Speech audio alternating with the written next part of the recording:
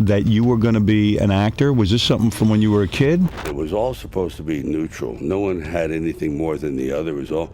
He was born with a crooked smile, raised in chaos, and crushed by fame, scandal, and the death of his own son. Sylvester Stallone fought his way to the top, but behind the tough guy image is a man haunted by pain, regret, and betrayal. Who would make a robot that looked like me? Now, at 78, he's breaking his silence on love, loss, and why he'll never walk down the aisle again. I want you to have good things. I want the kid to have good things. The truth is darker than you think. Let's discover the fighter with a broken start. He was born with a crooked mouth, slurred speech, and a face partially paralyzed during delivery. And from that first breath, Sylvester Stallone was fighting to be understood. As a child, he wasn't just overlooked, he was thrown aside. He grew up surrounded by yelling, chaos, and parents who treated each other like enemies. His father once got so angry he threw a Christmas tree at young Sylvester. At school, classmates mocked the way he spoke, the way he moved, and the way he looked. He was labeled stupid and slow, and even teachers didn't expect much from him. He failed at almost everything, except surviving. What kind of man crawls out of that much rejection and becomes one of the most famous faces in Hollywood? How does someone who was discarded as a child become a symbol of strength for millions? And what scars never fully heal,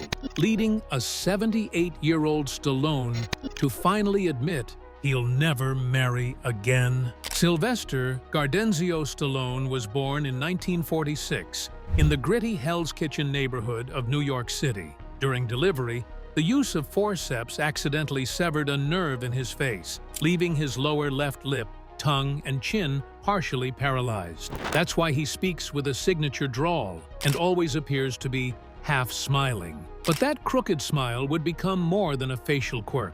It would become the physical expression of someone constantly trying to push forward while carrying the weight of being misunderstood. Stallone didn't just struggle with speech, he struggled with self-worth. He was transferred to multiple schools, often placed in programs for children with behavioral or learning challenges. Later in life, he admitted that he wasn't dumb, he was just furious at being invisible. At home, things were no better. His parents' marriage was full of screaming matches, physical outbursts, and emotional instability. His father, Francesco Stallone Sr., was a hairdresser with a volcanic temper. His mother, Jackie Stallone, was an eccentric astrologer and women's wrestling promoter. The environment was unpredictable. Stallone and his younger brother Frank often took the brunt of that emotional chaos. Sylvester recalled moments where he felt like a ghost in his own house. At just 9 years old,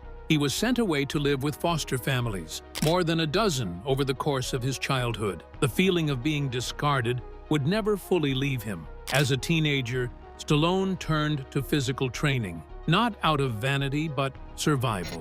He realized that if he couldn't control how he spoke or how others treated him, he could at least control his body. He began lifting weights, running, and throwing punches in the mirror. But while his muscles grew, so did his emotional walls. He became someone who relied entirely on himself, someone who didn't trust others to stick around. That self-reliance made him stubborn, often reckless, and extremely sensitive to rejection. It also made him obsessed with control, something that would later create both his biggest achievements and most painful failures. After barely graduating from high school, Stallone floated through odd jobs and acting school before moving to Hollywood, where he lived in near poverty. There's a story that sounds like a myth, but it's true. Stallone was so broke in the early 1970s that he sold his dog, Butkus, for $50 just to afford food. That same week, he wrote the first draft of Rocky in 3 days. The screenplay was raw, emotional, and deeply autobiographical. He poured all of his feelings about rejection, worthlessness, and fighting for recognition into a fictional boxer from Philadelphia. When studios offered him hundreds of thousands of dollars for the script but wanted a different actor in the lead, he said no. He turned down money he desperately needed just to protect the soul of the story. He believed that he was Rocky. He wasn't acting. He was showing the world his real face for the first time. That film changed his life, but it didn't fix him. Fame didn't erase decades of instability or the fear that everyone eventually leaves. In fact, it made those fears worse. The more people praised him, the more he felt like a fraud. He once said, "The worst thing about being famous is that it's the one place where being abandoned actually hurts more." It's a strange paradox, being loved by millions but still feeling alone. It's that paradox that would haunt every relationship he entered, every career decision he made, and ultimately, every time he walked down the aisle. Marriage, divorce, grief are the final straw. After 3 marriages, decades of emotional chaos, and the crushing heartbreak of losing a child, Sylvester Stallone has made it clear that the legal bond of marriage no longer holds meaning for him. Not because he has stopped believing in love, but because he has come to associate marriage with pressure, pain, and the slow erosion of connection. How do you come back from losing a child?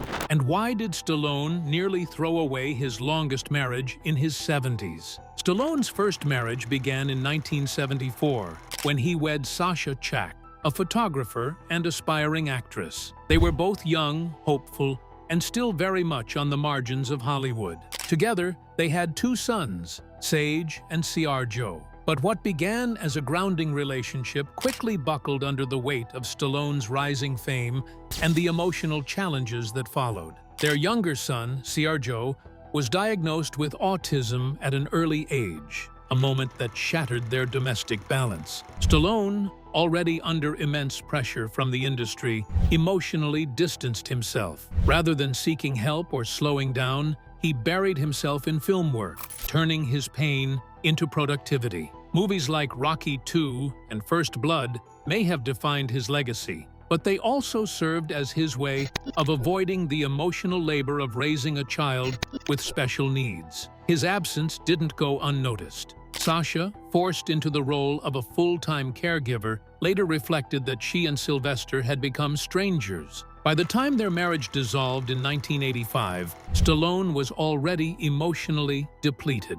But instead of healing, he plunged into his next relationship with Brigitte Nielsen. The Danish model and actress was striking, charismatic, and nearly 20 years younger than Stallone. Their romance became tabloid gold, glamorous, public, and explosively fast. They married that same year, a movie many in Stallone's circle considered impulsive and emotionally reactive. That marriage, however, would last barely 2 years. Behind the scenes, the relationship was volatile. There were accusations of emotional instability, jealousy, and suspicion of infidelity on both sides. Brigitte later described their time together as a battlefield, while Stallone all but refused to discuss it publicly for years. Friends close to the couple said they often fought about control, trust, and Stallone's desire to dominate every aspect of the relationship.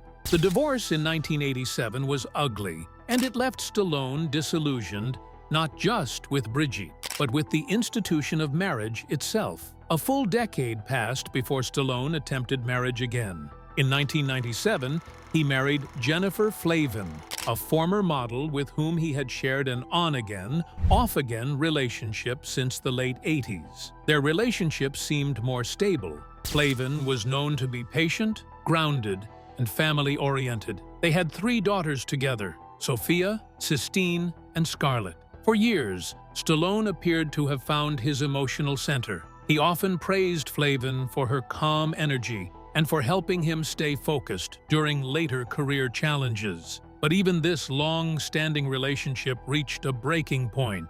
In August 2022, Jennifer filed for divorce after 25 years of marriage. Her filing cited emotional distance and unresolvable conflict. The public was shocked. From the outside, their marriage looked secure. But those close to the family said Stallone had grown increasingly withdrawn after the passing of his eldest son. In 2012, Sage Stallone was found passed in his Los Angeles home. He was 36 years old. Though the cause was reported as a heart condition, the pain for Stallone was immediate and profound. What made it worse was that he and Sage had been estranged. Years of professional disagreements, personal misunderstandings, and emotional distance had frayed their bond. Sage had once acted alongside his father in Rocky V, but their relationship had grown complicated afterward. When Stallone spoke about Sage's passing, he said it was the most painful thing he had ever experienced. He admitted to feeling guilt I can never erase, and described nights where he would sit alone, replaying moments he missed, birthdays, phone calls, conversations left unsaid. Stallone's grief wasn't loud, but it was constant, and it changed him. Following Sage's death, those around Stallone noticed a subtle shift. He became more reserved, less engaged, and occasionally dismissive. He spoke less about the future and more about legacy. He began to question the value of traditional structures, including marriage. In a later interview, he said that marriage introduces expectations, routines, and legal complications that often suffocate love. He explained that what he wants now is connection, not confinement. His comment raised eyebrows. You can love someone without needing a contract. After the 2022 divorce filing, Stallone made a rare move. He had a large tattoo of Jennifer's face on his bicep,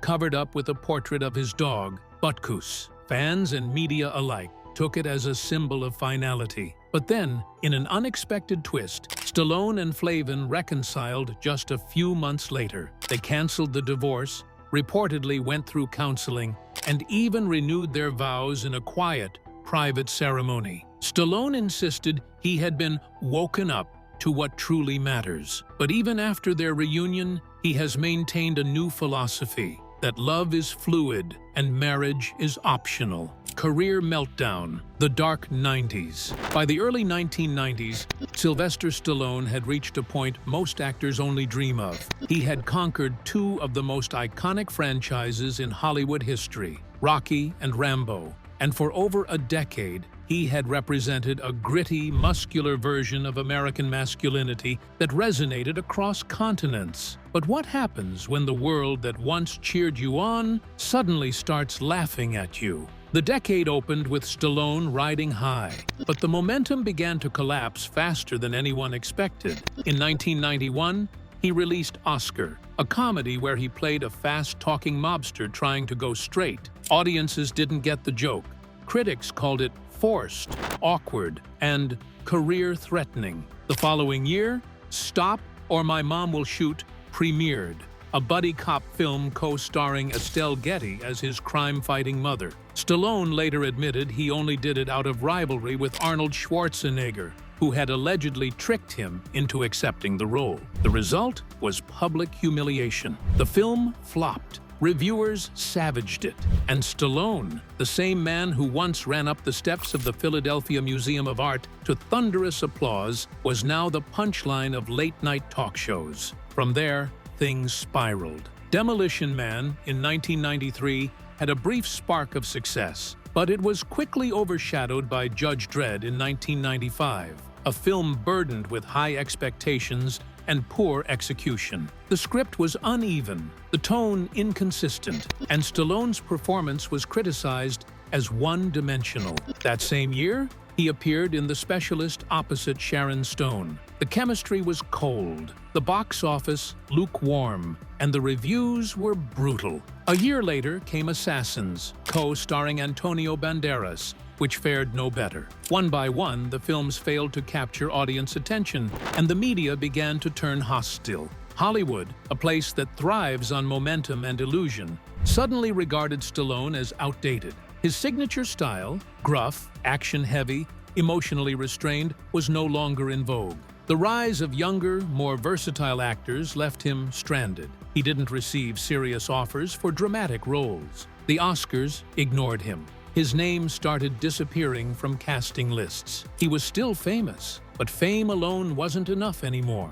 It was as if the very industry that had embraced him during his underdog days had now decided he was too old, too rigid, and too stuck in the past to remain relevant. And the shift wasn't subtle, it was vicious. He would later admit that this period left him feeling discarded by the industry. For a man who had built his identity around being strong, in control, and admired, being publicly dismissed was devastating. The press went beyond just criticizing the work. They attacked his persona. They mocked his speech, his physicality, and his relentless need to stay in shape. He became shorthand for outdated masculinity, over-muscled, underacted, and emotionally flat. This wasn't just a series of career setbacks. It was a public dismantling of everything Stallone had built himself around. Behind the scenes, things were even more difficult.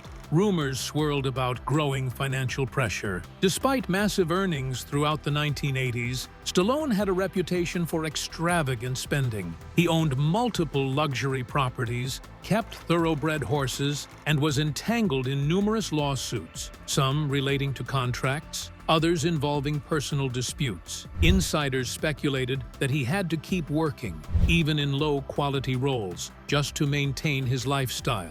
Whether or not that was true, the image of Stallone during the 90s was not one of a titan in control. It was of a man scrambling to stay afloat in an industry that no longer cared. The emotional toll was heavy. Stallone had spent most of his adult life chasing approval, not just from audiences, but from himself. Every time a film failed, it wasn't just a professional hit, it was a personal one. He said in interviews that he would take bad reviews home with him, that they stuck in his mind and bled into his relationships, his writing, and even his sleep.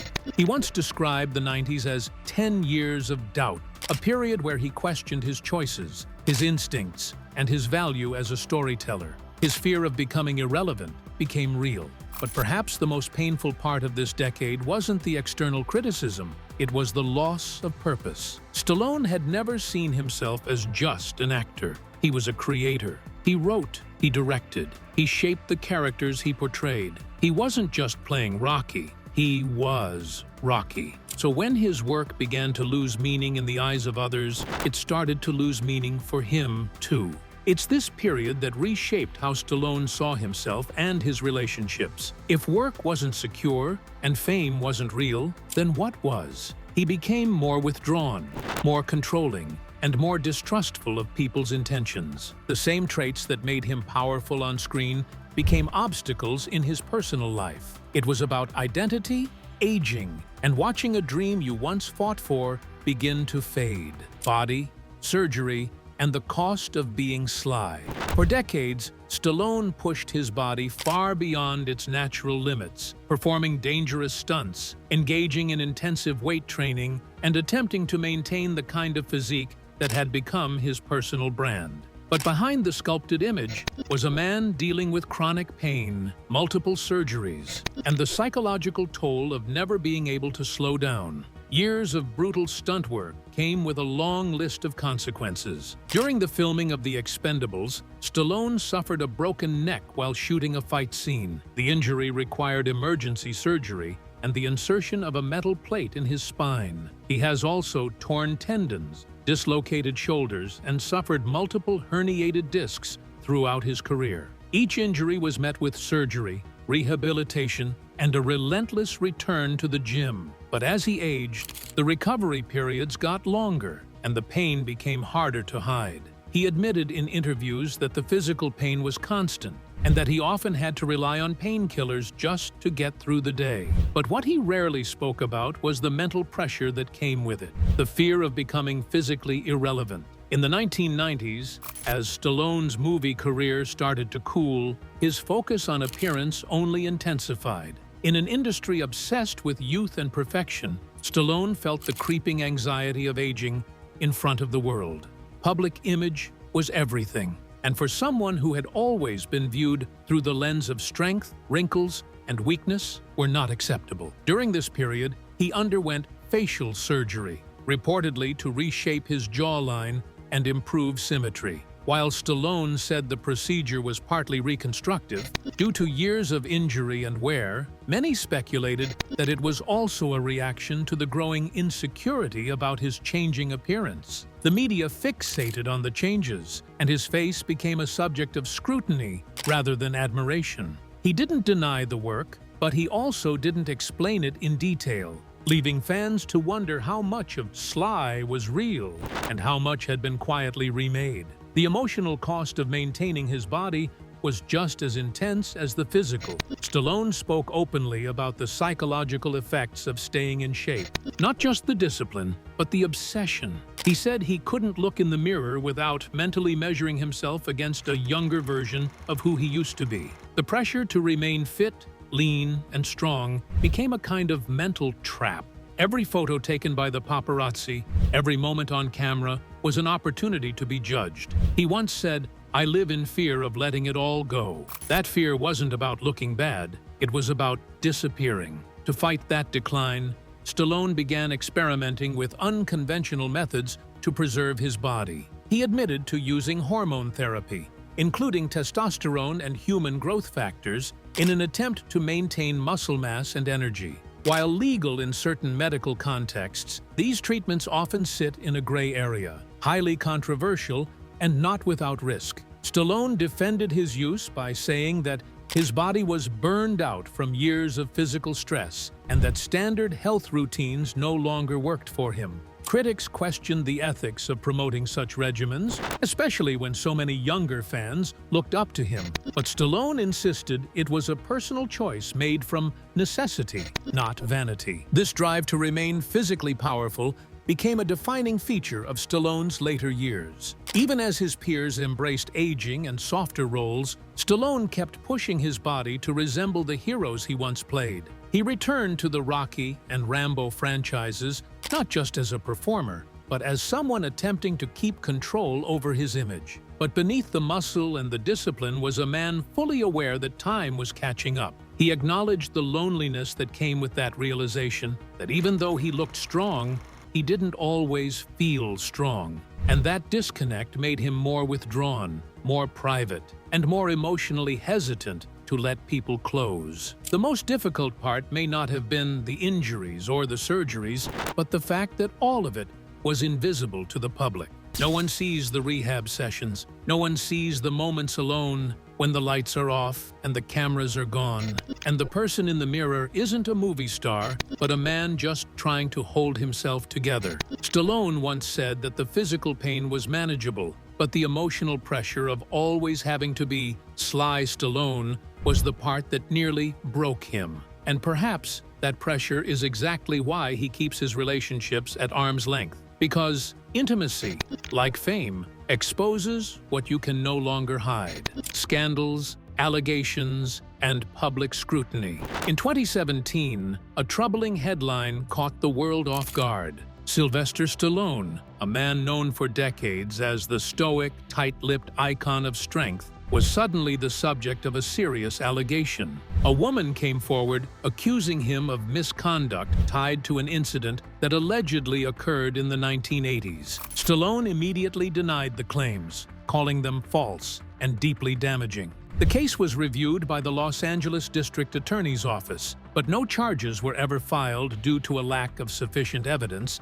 and the expiration of the legal statute of limitations. Still, the accusation didn't vanish quietly. It resurfaced during one of the most volatile periods in Hollywood history, the height of the #MeToo movement. And even though the case didn't move forward legally, the damage to Stallone's image was already done. Why does a decades-old allegation, even when unproven, still change how people see someone? The answer lies in the timing and the cultural climate. When the #MeToo movement began to uncover decades of hidden abuse and systemic silence in the entertainment industry, figures once considered untouchable were suddenly being re-examined.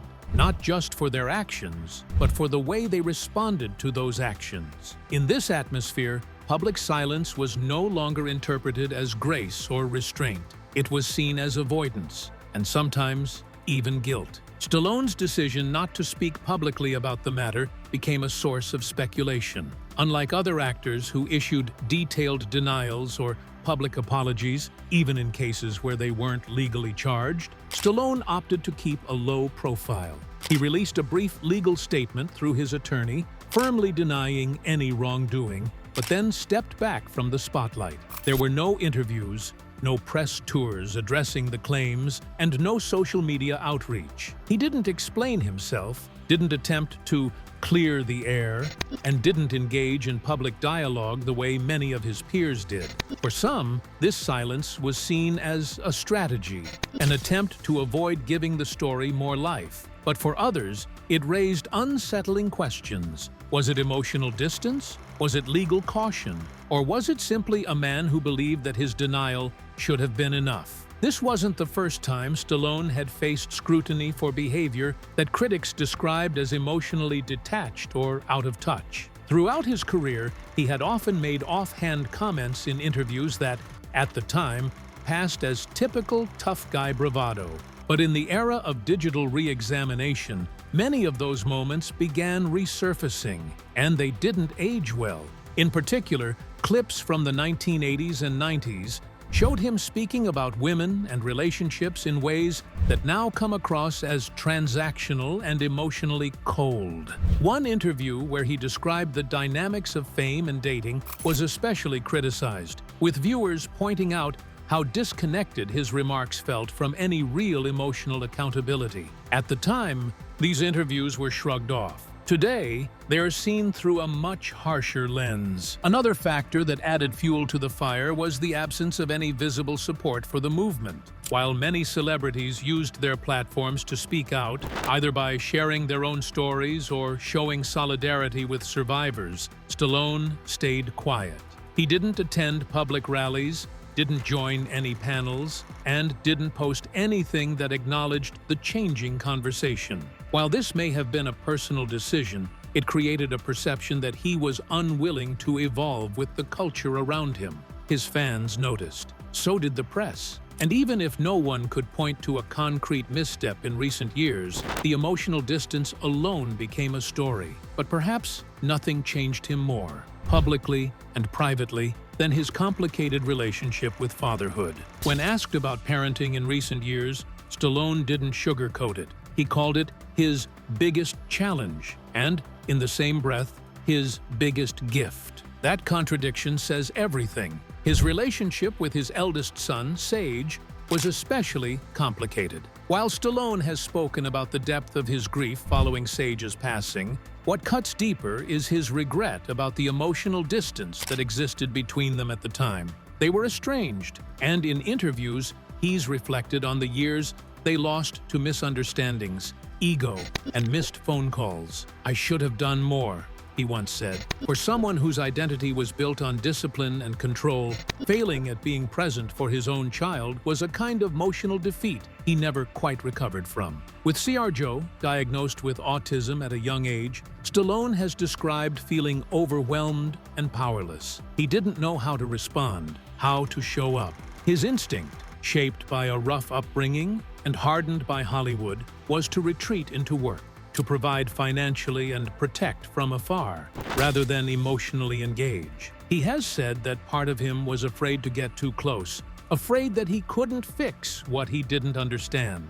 And that fear translated into distance, a pattern that would repeat across many of his relationships. In contrast, Stallone's bond with his three daughters, Sophia, Sistine, and Scarlett, has been far more publicly visible. They appear with him on red carpets, in interviews, and even on reality TV. He often praises them as his pride and joy. But even here, the emotional picture isn't entirely perfect. The daughters themselves have, in their own words, acknowledged that their father was emotionally distant when they were younger. He was there, but not always present. He worked hard, provided, protected, but didn't always express love in the way they needed. Stallone has since admitted this, saying that he missed too many important moments, not because he didn't care, but because he didn't know how to slow down. Fame gave him everything except time. It's only in the last few years that something in Stallone seems to have shifted. Since around 2018, he's adopted a quieter, more grounded lifestyle. The pace is slower. The goals are different. Mornings are spent with family, not film crews. He's traded the chaos of Hollywood for something far more peaceful. Early workouts, home-cooked dinners, sketching ideas, watching movies with his daughters. In 2022, when his wife Jennifer Flavin filed for divorce. It looked like yet another emotional collapse. But in a rare twist, they reconciled just months later. They now spend more time together, and Stallone has said, almost with a shrug, that marriage works better when you stop trying to fix it. It's a simple idea, but one that took him a lifetime to learn. This version of Stallone, older, slower, more introspective, isn't chasing headlines or blockbuster roles or applause. He's not trying to rewrite the past. He's simply trying to live with it. He's publicly acknowledged that peace isn't found in control, but in knowing when to let go. Stallone may have spent decades being the face of action, grit, and survival, but it's in this late chapter, calmer, more honest, and finally at peace, that we're seeing something even rarer. A man who's no longer trying to win, but simply trying to be. Thanks for watching. If you enjoyed this, don't forget to like, comment, and subscribe. Click the next video for more exciting content.